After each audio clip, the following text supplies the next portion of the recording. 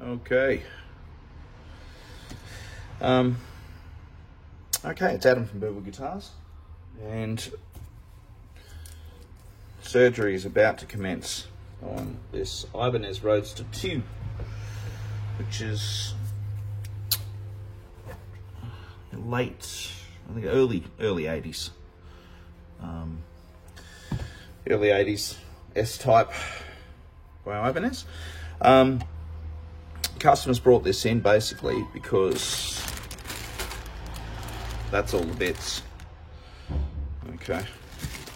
So what we've got, solid timber body, pieces of course, you can see the separation, center join there.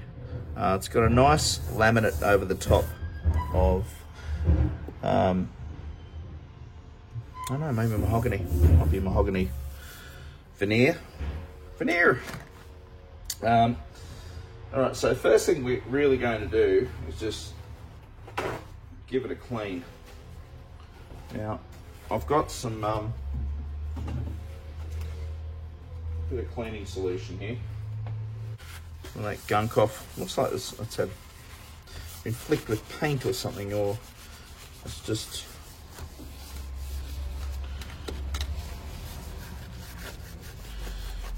I'm gonna get some of this muck out of there. It's actually in pretty good condition, apart from the fact that it's a bit dirty. I'm going to give the frets a little bit of a clean as well. So we go, fair bit of gunk on those. So we'll give those a good clean. You'll notice the scratch plate's a little bit different in that it kind of curves around. It's quite dark, this one, but you can see there. Comes across the top. Set off for obvious single coils here. Fixed bridge. So want to try and get this finished for the customer today. And hopefully it's just like a Meccano set and just a case of putting everything back together and resoldering it. All right, so the wires are all there, so that's okay. So the first thing we're going to do really is just going to concentrate work on this. I'm putting everything back together. So we're going to put this back up on the hook. So look, let's just look at the parts. All right, what have we got to play with here? We've got screws and cables, and got a little 3-way switch. Okay, so there's your 5-way. Okay, everything looks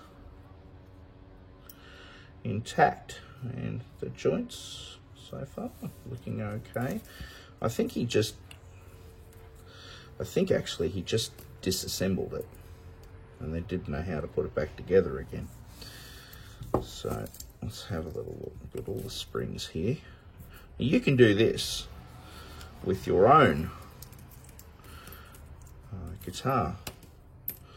Don't get me wrong, I'm always happy to do some work for you if you ever want to bring it into Birdwood Guitars at Katoomba. All right, selfless plug out of the way. Got a little bit of cleaning solution. Clean these pickups. I was never a fan of these. I used to have these styles of single coils on the late 80s LaGrange. All my friends had Ibanez Gems. We all played heavy metal, and I started out on a, look at that, ew! And I started out on a Rocktron, I think, black and white Strat type Rocktron. Ugh. Ugh. I don't know why it's not working. It's covered in dirt. The signal's got to get through all of the muck. Okay, all right, so this is the middle pickup. So in other words, he's got a three in one. So if he wants all 3 pickups on, he can switch that on and off. All right, I'm going to put everything back on. All right, so let's start. We'll start with, do this on screen. So as I was saying, if you want to do this with your own guitar, in other words, swap out pickups, it's really not a difficult job to do. There's a whole heap of videos that you can look at online. Seymour Duncan do a really, really great range of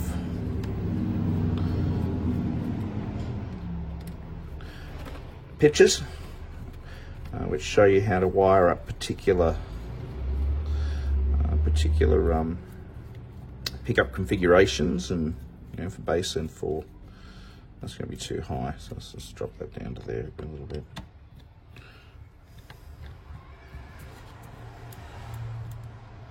There we go. All right, so that's the first one done.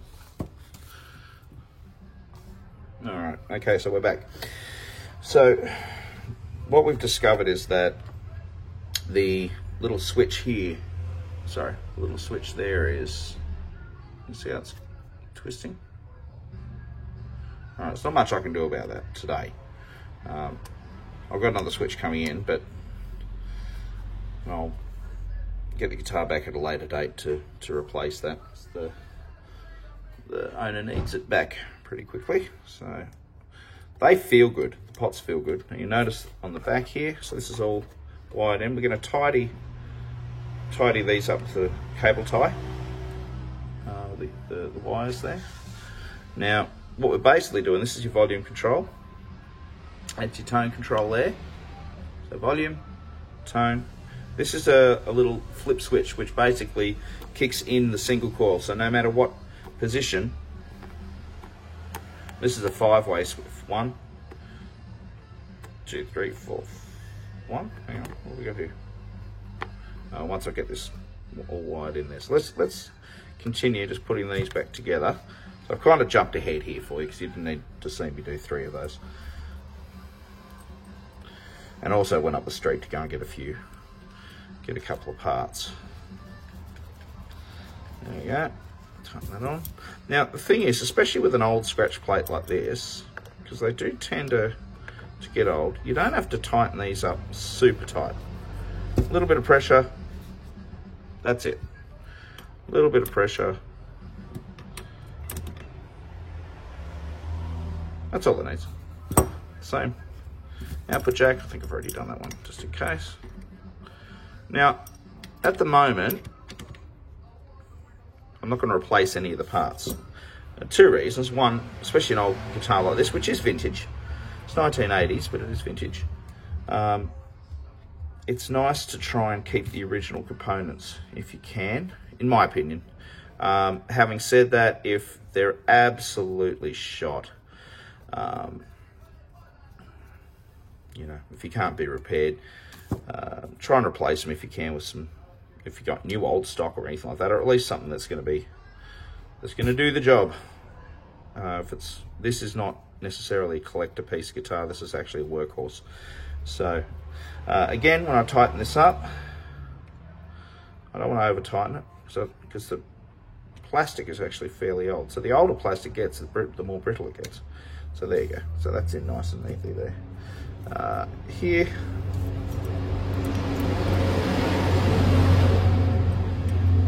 just going to, forgot the washer. Washer.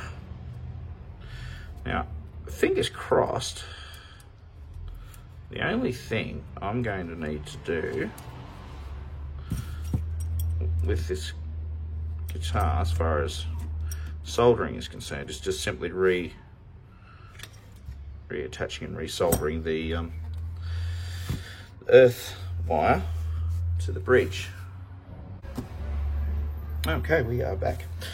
Now, we've assembled all of the parts onto the scratch plate. We're ready to go. As I said, what I would like to do here though, I'm just going to get a little bit of use a little bit of tape or All right.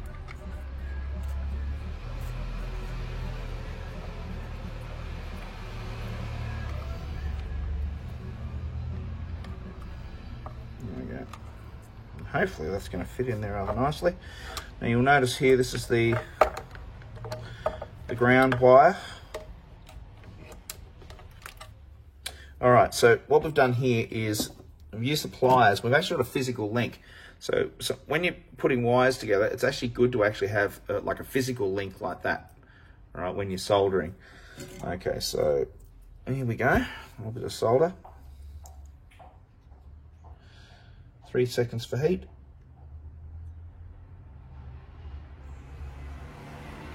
There we go, that's all you need.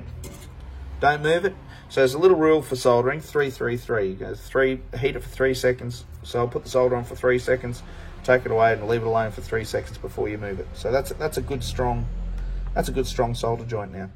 All right, so as I said, because the guitar was all pulled apart to start with, I haven't had a chance to see as to whether or not things are actually working. So we'll put everything back in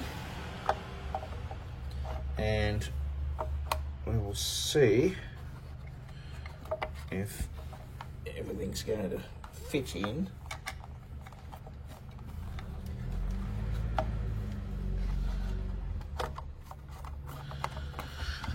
Making sure cables and connections.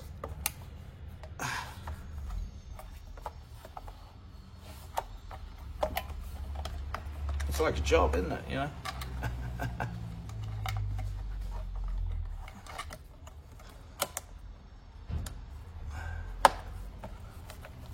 Going in there, right, there we go. This piece of wire still there, allowing that down.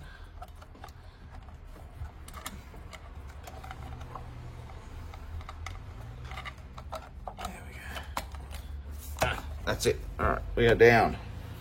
Try not to, again, it's an old guitar, so we try not to force it.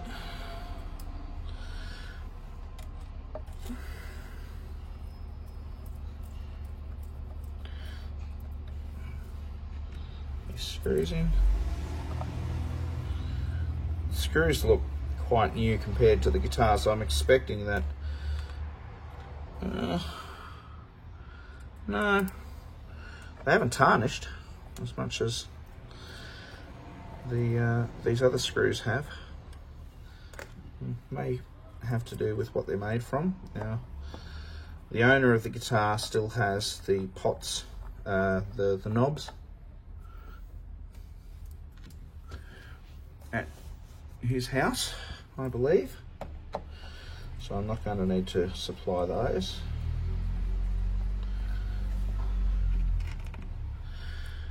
And so we'll test this first. Now I'm not going to string it up as yet.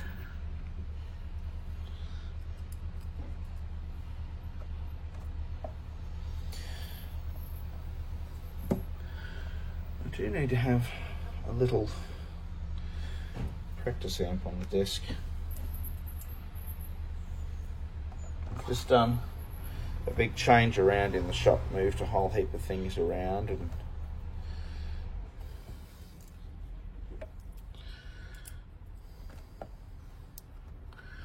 of course, being that we know how things go, he's a screw short. So I've got some, but I'll go and test these pickups to start with, and then we'll take it from there. I'm very curious as to what this flex are. It looks like paint.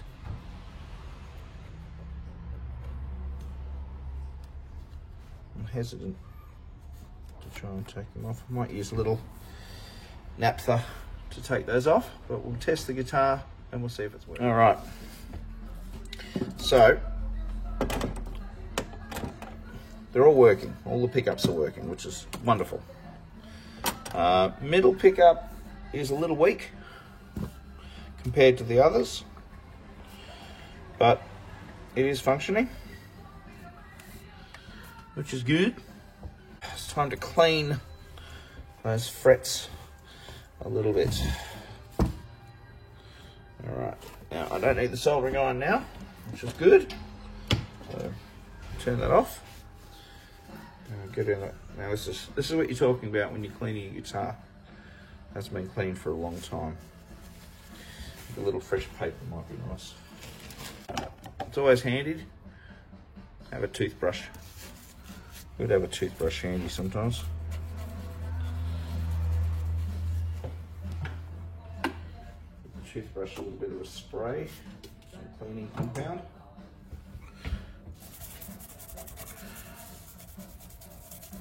Brusher, brusher, brusher. And what you're basically getting off this is a mixture of dirt and gunk.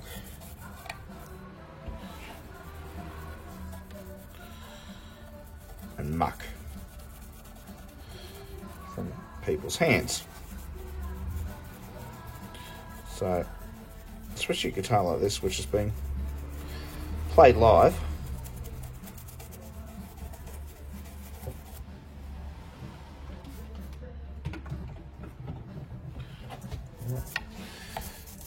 currently got on the record player at the moment in the shop, split ends.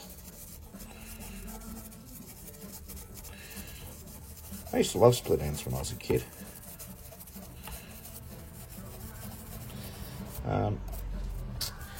So, look, give us some feedback in the comments section. You know, this is just me working and chatting with you guys. You know, if you've got any questions about working on your guitar, this area up here, this is all pretty clean actually up here.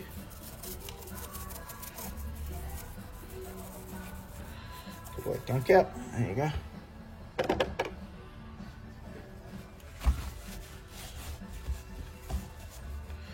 This is actually not too bad. All those fret ends actually feel pretty nice, they feel pretty good. Yeah. You'll notice this, we've got narrow one, and we've got wider ones. Now, pretty much, the wider ones will do pretty much everything from about your 17th fret down. Okay. A little bit of low-tack tape. Just protects the pickups from any nasty little fibers. And won't have to worry about damaging the paint finish.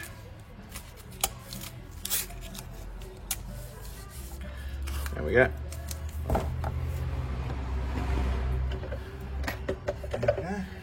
There. As I said, I pretty much used just the smallest one here.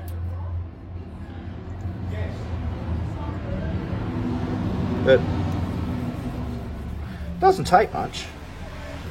Now, as I said, I'm not filing the frets, but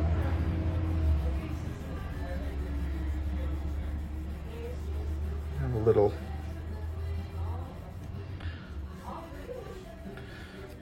look here. There you go. See the difference?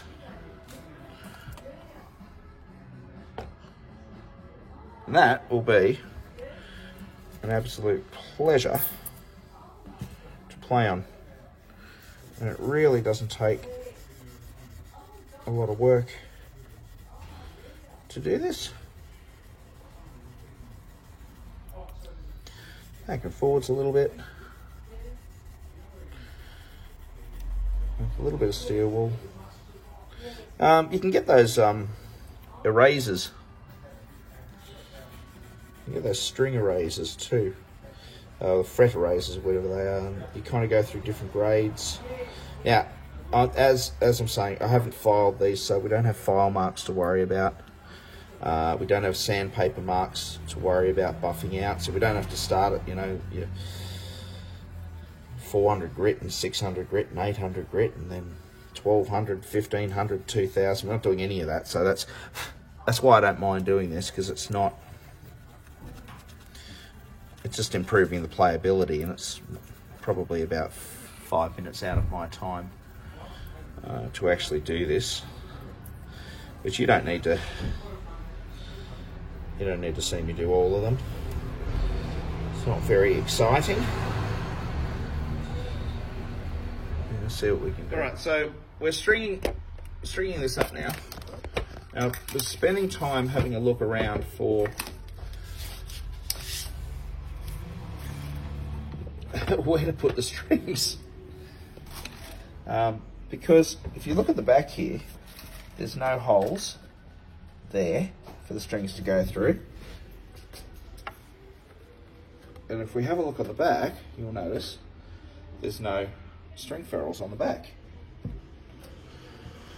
But what I realised, this is rather fun, we'll see how this works, is your string goes into there, locks into place and goes over the top. All right, so I'll string it up. You don't need to see me do that.